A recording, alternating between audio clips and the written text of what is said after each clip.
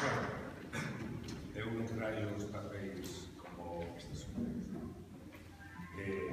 traía Sagrario, ni o teño ensayado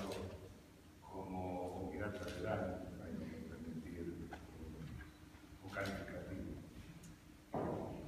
Este ano o Instituto fai 170 anos.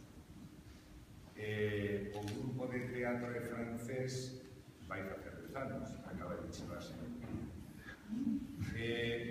Vai no dentista, leva 20 anos, ya nem sabe ver da historia. O grupo que tiñamos en nocturno, pois o señor se cadra faría agora 25 anos. E todo vai con unha dimensión que parece que estamos sacralizando a historia, non? Cando realmente por detrás hai nada máis unha idea moi simples, moi sinxela. E é que un sector do profesorado interesado en que o noso alumnado conseguise unha maior capacitación en determinado tipo de expresividade, e esa expresividade tiña que ser en lingua galega, puidese atingir algúns obxectivos que non se miden por os premios, que eu creo que hai que reconocer, que foi levado no mundo, ni se pode medir tampouco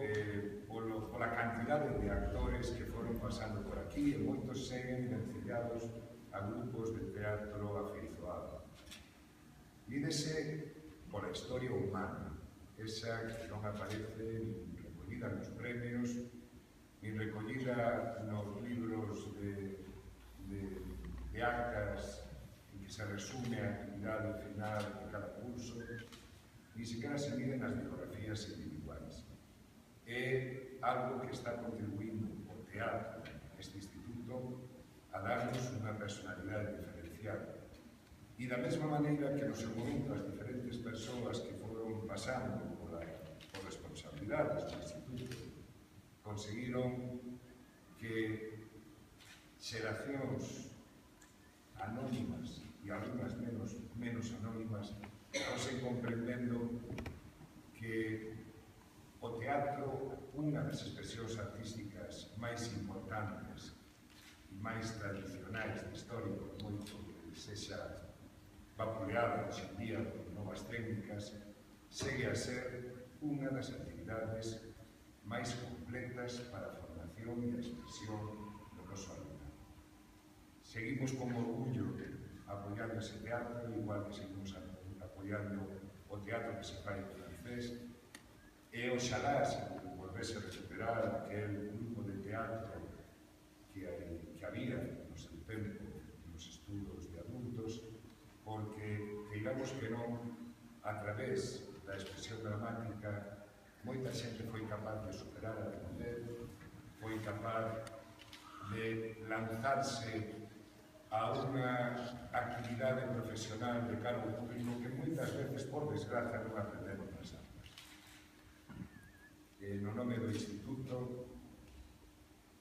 quero agradecer a Sagrario, que detrás dunha gran muller, que moitas veces hai un gran home, no caso de Dani,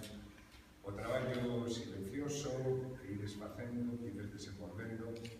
porque normalizar unha lingua e manter a coherencia dos usos lingüísticos e potenciar a expresividade que teñen os nosos alumnos e as nosas alumnas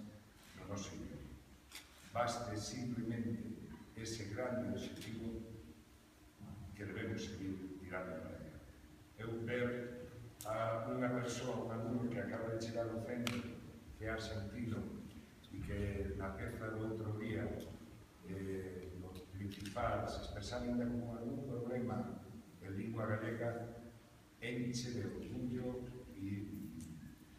dá realmente sentido a que desde o punto de vista lingüístico o teatro siga funcionando con esa idea que imagino.